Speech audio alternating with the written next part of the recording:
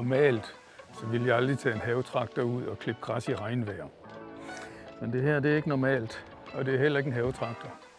Det er en højgræsklipper. Og hvad der gør den til en højgræsklipper, det kigger vi på lige om lidt.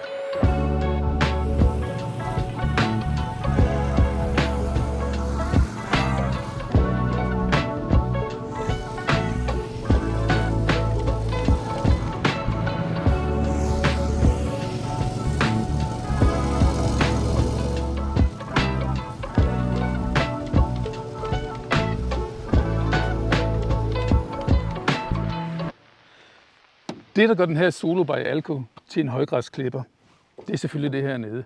Der er ikke tale om et almindeligt klippebord. Først og fremmest så er det fuldsvejset stål, så det er rigtig, rigtig holdbart. Inde bagved her, der ser der 3 krydsklippeknive, og de er i voldsomt tyk kvalitet. Under klippebordet her, eller klippekassen, skulle man måske snarere betegne det, fordi den er beskyttet langs siderne. Der sidder 4 støttehjul, så du sagtens kan køre i ujævnt terræn.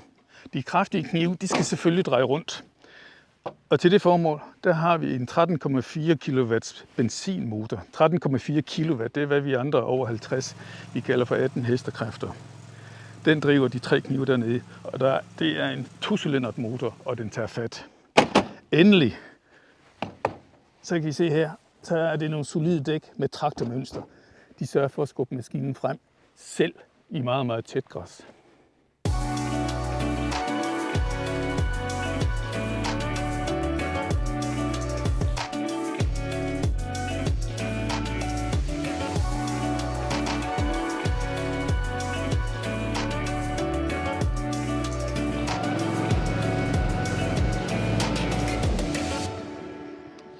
Højgræsklipperen, den kommer fra Solo by Alco.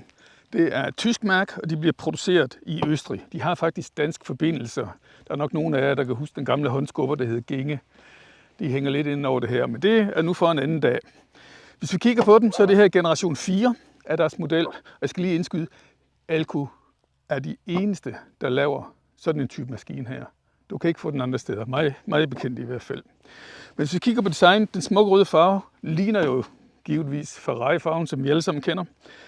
Den har fået et nyt design i år, og faktisk så var det så vellykket det design, at de har fået en meget fin tysk designpris for den her for ikke så lang tid siden. Det kan ses på, hvor den tidligere havde nogle rundformer her bagved. Der har den meget mere lige former. Det ligner faktisk en lille bitte smule de gamle Ferrari-modeller fra 80'erne og 70'erne. Men så kigger hurtigt på den. Der er ikke så mange dækkedarer. Du har din speeder her. Den går fra skildpadde og op til hare, og det er op til 11 km i timen fremad, og så er det 4 km i timen bagud. Klippebredden, den er på 110 cm, og det er også arbejdsbredden, fordi knivene går helt ud. Og så har den, hvad jeg er helt vild med, den har nemlig hydrostatisk gear. Det vil sige, du skal ikke tænke, du skal bare, hvis du er frem, så trykker du der, hvis du er tilbage, så trykker du på den pedal. Som I kan se her, så er der ikke så mange dækkedarer. Du tænder for den, og så starter den. Du har en choker herovre på den anden side, og så slår du knivene til her. Ifølge reglerne, så må sådan en klipper her ikke som standard kunne slå, når du bakker. Det har noget at gøre med, at det er for farligt, hvis der skulle hen og stå nogen bagved osv. Men der er en lille knap her, som er markeret med et R, og jeg gætter på, at det er for reverse, altså baglæns. Hvis du sætter den til, så har du manuelt valgt at kunne slå græs, når du bakker. Så det er en mulighed. Klippehøjden, den kommer i 7 trin, og den indstiller du meget, meget nemt her. Og det foregår på den måde, at der er faktisk en låser. Så du tager fat her og sætter den ud, og så låser den fast på den klippehøjde, du har valgt. Når du så vil have en ny, så fører du den lige tilbage, skifter til den nye klippehøjde, og så kører vi igen. Det vil sige, under klipningen, så risikerer du ikke, at den hopper i et andet højde eller noget som helst, fordi den bliver simpelthen låst. Endelig så er der sædet. Rigtig rar sæde, som selvfølgelig kan køre frem og tilbage, så du kan arbejde i timevis.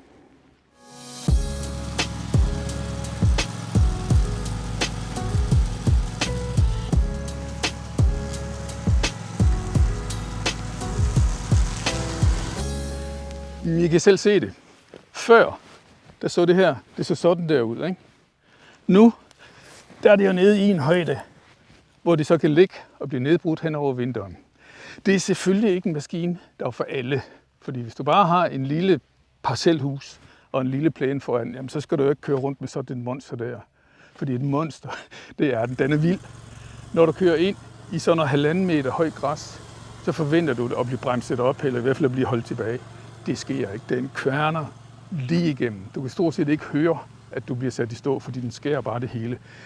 Det her, hvad har det taget? 10 minutter? Jeg tvivler på, at jeg kunne have gjort det med en slagleklipper og en ATV. Men den her, den kan klare det. Og det kan den. Men den kan også klare en almindelig plæne.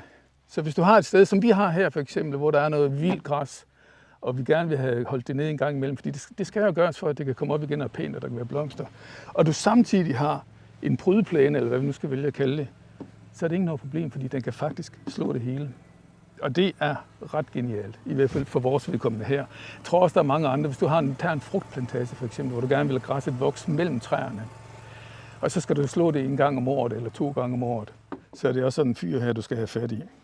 Det vi ser her, der kan du sætte et træk på.